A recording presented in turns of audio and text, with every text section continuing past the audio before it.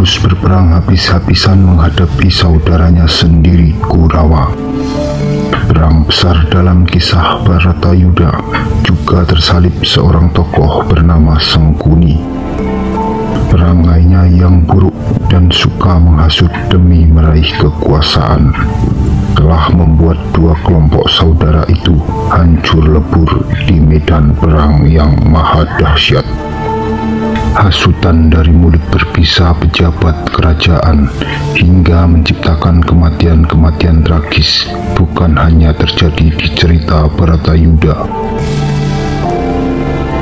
Kisah penghasutan dan pengkhianatan layaknya Sangkuni itu juga hadir di tengah kerajaan Majapahit.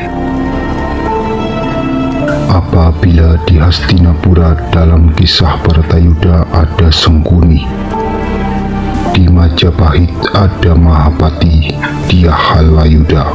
Tokoh Mahapati ini muncul dalam kitab Pararaton dan Kidung Surandaka. Dia disebut menjabat sebagai Rakrian Patih sejak tahun 1316. Sifat licik dan pernyataannya selalu berpisah penuh hasutan. Demikian gambaran kitab Pararaton terhadap Mahapati dia Halayuda. Racun hasutan-hasutannya memicu perang dan pemberontakan di Majapahit. Bahkan hasutan dan kelicikan Halayuda membuat para ksatria yang turut berjuang bersama Raden Wijaya mendirikan Majapahit. Akhirnya banyak yang tewas sebagai pemberontak. Sebut saja Ronggolawe, Lembusora, dan Nambi. Semuanya merupakan ksatria pejuang pendiri Majapahit. Namun semuanya mati dengan tragis dan dicap sebagai pemberontak hanya karena hasutan Mahapati Halayuda. Fitnah-fitnah keji kerap kali dilakukan Mahapati untuk memenuhi ambisinya menjadi Mahapati Majapahit. Ambisi itu berupaya diwujudkannya dengan jalan politik kotor, yakni fitnah, adu domba, dan menghasut hingga terjadi perang. Hasutan Mahapati diduga menjadi pemicu terjadinya pemberontakan-pemberontakan besar di Majapahit. Pemberontakan besar itu dalam kitab Pararaton dilakukan oleh sejumlah pengikut setia Raden Wijaya. Di antaranya dilakukan oleh Ronggolawe yang diduga terjadi tahun 1309 saat Jayanegara naik tahta di Majapahit. Dalam kisah pemberontakan Ronggolawe disebut Mahapati menghasut Ronggolawe supaya menentang pengangkatan Nambi sebagai patih. Di lain pihak, Mahapati juga menghasut Nambi agar memberikan hukuman atas sikap pemberontakan yang dilakukan Ronggolawe. Terus terang ada kekesalan dalam hati hamba tentang pengangkatan Bu Nambi sebagai Rakrian Patih Diopatita. Adu domba yang dilakukan Mahapati tersebut memicu meletusnya perang saudara pertama di Majapahit. Kisah Ronggolawe yang turut berjuang mendirikan Majapahit akhirnya berakhir tragis dengan kematian sebagai pemberontak. Ronggolawe dibunuh Kebo Anabrang dalam perang dahsyat di Sungai Tambak Beras. Bunuh-membunuh masih terjadi akibat fitnah keji tersebut. Kebo Anabrang akhirnya juga tewas dibunuh oleh paman Ronggolawe, yaitu Lembusora. Selepas kematian Kebo Anabrang, fitnah keji Mahapati masih terus berlanjut. Putra Kebo Anabrang, Mahesa Taruna, dihasut supaya menuntut adanya pengadilan untuk Lembusora yang telah membunuh Kebo Anabrang. Pengadilan itu akhirnya terwujud. Raden Wijaya memutuskan Lembusora bersalah dan dijatuhi hukuman. Tetapi karena jasa Lembu Sora dalam mendirikan Majapahit, Raden Wijaya hanya memberikan hukuman pembuangan. Mahapati yang memiliki ambisi besar berkuasa di Majapahit tak lelah menebar hasutannya. Ampun Gusti Prabu, hamba mau melaporkan tentang surat keputusan hukuman Gusti kepada Paman Lembu Sora. Kelihatannya beliau sangat tidak puas. Mungkin beliau merasa telah banyak berjasa kepada Gusti Prabu. Dia kembali menghasut Lembu Sora yang telah dibuang untuk meminta hukuman yang lebih pantas, yakni hukuman mati. Mendengar hasutan dari mulut berbisa Mahapati, Lembu Sora yang berada di pembuangan akhirnya berangkat ke ibu kota Majapahit untuk meminta hukuman mati. Namun sesampainya di ibu kota kerajaan, Lembu Sora langsung dikeroyok prajurit penjaga istana hingga tewas sebelum bertemu dengan raja dan meminta hukuman mati. Pengeroyokan terhadap Lembu Sora yang dilakukan prajurit penjaga istana Majapahit tersebut dipimpin oleh Nambi. Hal ini terjadi karena Mahapati telah menghasut Nambi bahwa Lembu Sora akan membuat keonaran di dalam istana. Kematian Lembu Sora terjadi saat Majapahit dipimpin Raja Jayanegara.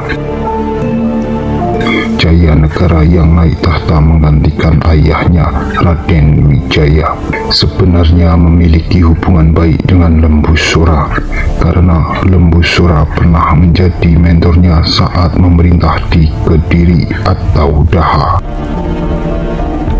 Kisah pemberontakan Lembu Sora yang terjadi pada tahun 1311 dikisahkan dalam kitab Pararaton, dipicu oleh hasutan Mahapati yang diduga juga musuh dalam selimut Jayanegara.